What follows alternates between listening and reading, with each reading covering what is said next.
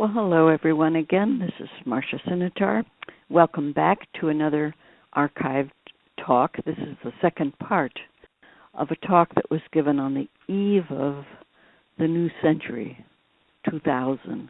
So it's a good long time ago, and yet I think it's pretty timely, and we have had a lot of feedback on this, certainly when it was new, from those in the helping professions who were working with people trying to say yes and no as though they really meant it. And that's what this talk or ending of the keynote at Unity of Bellevue was about.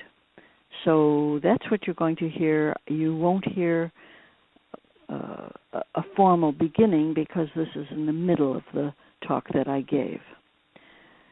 I want to recommend to those of you who listen, as I always do, that if you have concerns about any of these issues, if you're planning on experimenting with some of the things that I talk about, I always recommend that you work with a qualified helping professionals. And if you're a contemplative who is incrementally making those changes that I talk about in the beginning of this keynote, especially go and seek out a qualified helping professional or spiritual director, somebody associated with your denomination if you have one, who is familiar with the contemplative path, the contemplative prayer, the contemplative simplicity and certainty, in a sense, of life. Thank you so much for listening to it. I hope you like it, and I ask you to check off the like or at least give us some comments. It helps so much in our possible expansion. Thank you. Enjoy. Asking yourself, what is it I'm aiming at? It gives us tremendous potency. It has made a tremendous difference in my life. Incrementally, as I mature, to settle on what I am, who I am, what I'm doing with my life, to once and for all commit to certain objectives. It's not to say that anything is lost. It's to say that everything is gained, because it's so easy when you know what you're about to say, as the Bible says, let your yea be yea and your nay be nay. Yes, I'd like to do that. No, thank you. It's so simple. There's no guilt. But there is guilt, and there is confusion, and there is this torn apartness or fragmentation when we don't know, when we're learning, and that's what learning is, you see. There's this beautiful story about Mother Teresa. I've written about it, and I think other people have, because it's such a moving story, that when she was in Ethiopia, I think it was Ethiopia, and she was blessing dying people, especially children, a young reporter came up to her, and he was very skeptical, and he was despairing because they were dying. She was there, this saint, and he was seeing her bless them and touch them and tell them that they would be all right, just soothing, and then they would die. And so he said to her, doesn't it bother you that you spend all this time and you're blessing everybody and you're here, but they're dying anyway? And she said, our job is not to be successful, it's to be faithful. She says, it's not the fruits of our activity that count. The fruits would be wonderful, and the fruits come somehow. But it's the faithfulness to what we are that is liberating. It's ultimate liberation. So the ideal, the summons that you feel, the calling, I think is always out there. It's always ahead of us. And I think that just to accept that the reality that we live with on a day-to-day basis is not perfect. And it's not our fault that it's not perfect. This is the way it is. Okay? We were not meant to be perfect. And I want to challenge you to live your authenticity. Now, this was about authenticity, and I wanted to define it for you, and I Saved it for the very end because it's about power.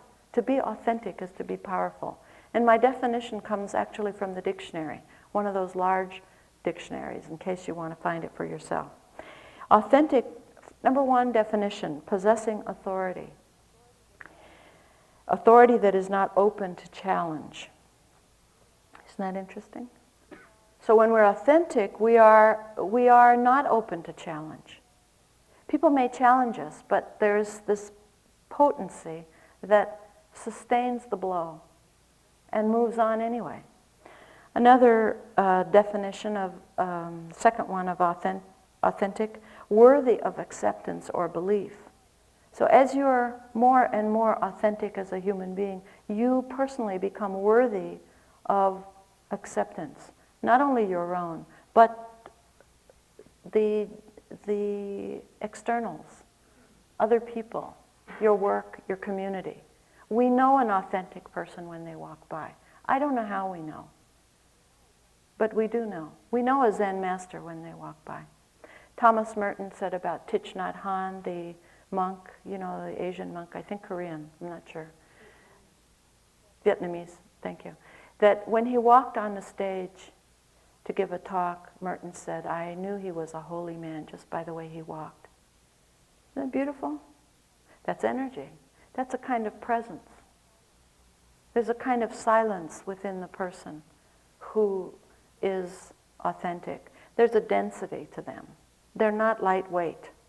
You can't blow them over. They're there. They have that isness. We call it isness. Full personhood is what it is. And they don't have to be overtly spiritual. It's still spiritual, whether they call it that or not, okay? Like it or not, it's spiritual. Third definition, legally valid. So we belong. We all want love and belonging. And we all run after it like little dogs, wagging our tails, doing anything, serving, slavishly obsequious, you know. And we're not valid. We don't belong. And when we belong is when we're our own. So our authenticity is the passport. It's the ticket. You know, that guy on Saturday Night Live, he says, that's the ticket. This is the ticket. Fourth, of unquestioned origin. And 5, bona fide. So when we live our love or our authenticity, which is another word for it, when we live our real human fundamental decency or goodness or who we are, we have that authority, the authority that we want. And it is a way of living with the foundation. You know, we build on the rock, to build your house on the rock, or to build it on sand. It's that core self, you see. Let me sum up and then we can chat. Number one, how do I keep my mind on solutions? I would suggest to you that to live authentically in this 21st century, which we're in, I mean, we're right on the brink, the dawn, you know, it's like the sun is just coming up on the 21st century. Ask yourself, how can I help myself keep my mind on my solutions? And work with yourself. Be a little firm. Show for yourself a little tough love. Don't worry about the other guy fixating on problems. You keep your mind on solutions and you'll see what happens. You'll start to gravitate towards other people who are thinking about solutions, and it's fun. Second thing, ask yourself, what do I have to do to manage my energy? To say, do I have to say no more often? Do I have to say yes and mean it more often? Do I have to breathe more freely? Do I have to move differently? So watch your own energy and take it seriously, because your energy is breath. It's life. This is your life. If you manage your energy, you manage your life. It's as simple as that. So wonderful. And third, what are you noticing? What are you keeping your attention on? What are you concentrating on? What are you keeping your attention on? Are you managing your attention, or is your environment managing it for you? And finally, lest you think that people will be mad at you for being more of who you are and that you will be disappointing to people. I guarantee you, you will. There's no way out of this one. Because we are not perfect. We human beings were not meant to be perfect. And I want to close my formal remarks with a quote from that movie Moonstruck, you know, with Nicolas Cage and Cher. And this is a discussion that they're having. For those of you that don't know, Cher falls in love with Nicolas Cage, who happens to be the brother of her fiancé. And here they're standing at the end of the film, and she's saying to him, no, we can't. You know, they're sort of starstruck lovers, they're soulmates, and she's arguing and saying, no, we can't have a relationship, we can't get married because it wouldn't be right, and what would people say? And he says, you know, we're not here to be perfect or to make ourselves perfect. In other words, he's saying to her, we're going to make other people upset if we do this. He says, we're not here to be perfect or to make ourselves perfect. The stars are perfect. We're here to ruin ourselves on behalf of love.